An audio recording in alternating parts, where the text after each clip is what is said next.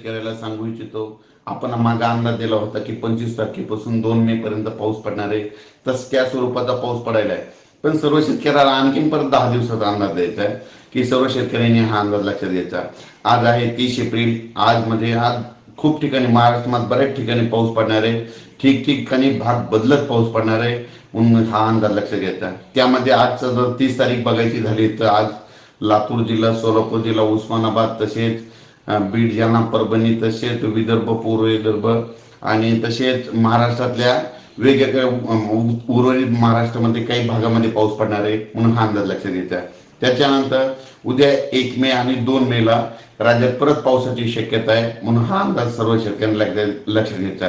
तो पाऊस सर्वदूर पडणार नाही, फक्त तो पाऊस विदर्भात आणि पूर्व विदर्भ, मराठवाड्यातल्या काही भागात पडणार आहे आणि पश्चिम आणि उत्तर महाराष्ट्रामध्ये तुरळक ठिकाणी पाऊस पडणार आहे म्हणून त्या भागातील कांद्याच्या शेतकऱ्यांनी एवढे घाबरायची गरज नाही.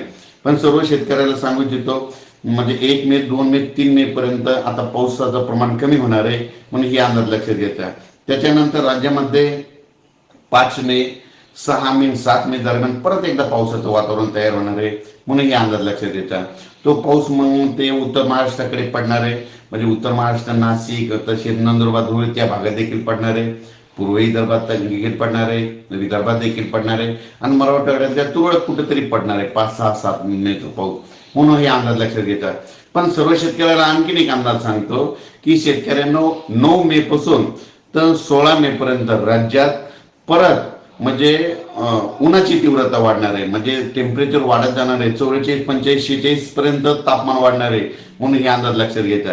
आणि माझ्या सर्व कांदे उत्पादक आणि तसेच हळदीवरच्या सर्व शेतकऱ्याला सांगू इच्छितो, तुम्ही 9 मे पासून ते 16 मे पर्यंत तुम्ही तुमचे कांदे काढून घ्या आणि हळद काढा, झाकून ठेवा, शिजून ठेवा आणि तुम्ही तुमच्या पिकाचं नियोजन करा. पण सर्व शेतकऱ्याला सांगू इच्छितो, अचानक जर वातावरणात कधी जरी बदल झाला तर लगेच एक मेसेज दिला जाईल आणि माझ्या शेतकऱ्याचं या अवकाळी नैसर्गिक आपत्तीपासून नुकसान वाचवलं जाईल म्हणून हे देखील सर्व शेतकऱ्यांना लक्षात घ्यायचं आहे. तर हा झाला आजपासूनचा नवीन हवामान अंदाज. धन्यवाद.